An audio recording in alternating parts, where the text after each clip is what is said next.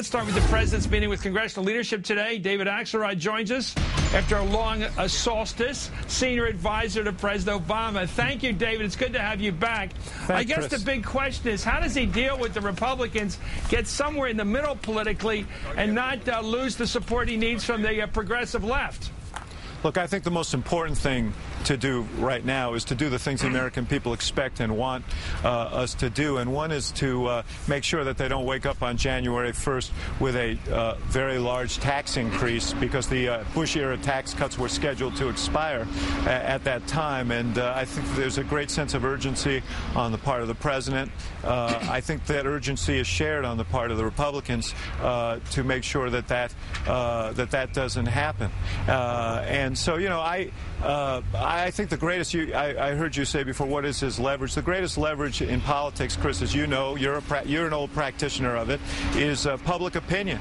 I think the American people do not want gridlock. They do not want inaction. They want us to use this time productively. They want us to deal with the things that are foremost in their minds and of great concern to the country. If it comes down to late December, before Christmas at Hanukkah, and the president is forced with making a decision, I want to protect the tax cuts for the middle class. The Republicans are not giving. Would he then compromise with them and give them what they want, tax cuts for the rich, if he has to? Look, as you know, Chris, the president's position is he believes we should have a permanent tax cut for the middle class. The middle class has taken a beating in this recession, and for the decade before, where incomes declined by 5%. He also believes that we can't afford what the Republicans have asked for, which is the same tax cut for the wealthiest 2%, which would cost $700 billion. We don't have.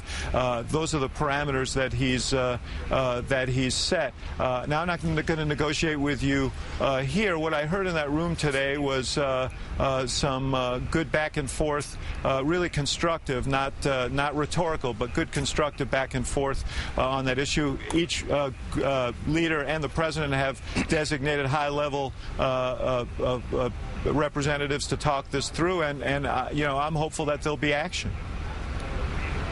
Well, when the Republicans get control of the House of Representatives next year and more senators, could they then get the tax cut they want for the very rich? And therefore, knowing that, could the president say, okay, I want a permanent tax cut for everybody under $250 a year, but the other stuff will give you an extension for a year or so? Is that in the cards?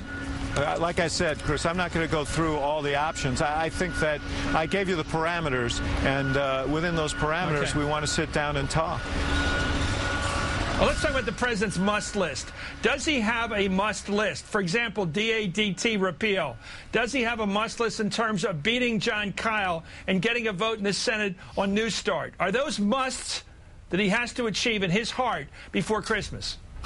Let me say this. It's not a matter of beating Senator Kyle. It's and I'm not sure that Senator Kyle at the end of the day isn't going to support the START treaty. I didn't hear that. He was in that room today. I didn't hear that today. The START treaty is a matter of urgent national security. We can't verify what's going on the ground in Russia right now because the treaty isn't in effect. It impacts our relationship with Russia, which has been pivotal in terms of our strategy with Iran, North Korea. We feel a sense of urgency to get that done, and we think we can get that done. As you know, the Don't Ask, Don't Tell report came out today. Secretary Gates and Admiral Mullen were both very strong on why we ought to begin that process of ending Don't Ask, Don't Tell, and ask for congressional support on this. I believe that we can get many of these things done, all of them, if we're disciplined, and the spirit in that room today was one of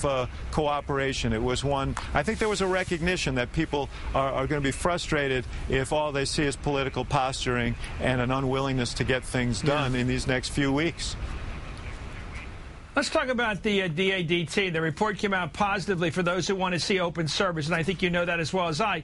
And here's the question. You have about 4 Republicans out there, maybe Voinovich, Snow, Collins, maybe Brown up in Massachusetts, who maybe your longer list. I hear we're going to hear on the show tonight a longer list of possible yeses for repeal. Does the president have, again, my word, leverage? Can he bring firepower into Maine, Massachusetts, Ohio on behalf of his cause? Yeah, look, I think that there is a tremendous amount of energy behind this repeal, and believe me, we hear from it folks all the time on this issue. I'm sure they're hearing from folks all the time on this issue. There's a strong majority in this country to repeal this law. It deprives our military of talented people. It's not good for our national security, and it's not consistent with our sense of fairness. So I think that those senators and others are hearing from their constituents, and I'm hopeful that we can move on this before they go home for the holidays. Great. It's great having you on, David Axelrod. Thanks for joining us, Senior Advisor to the President Good to see you. from the White House.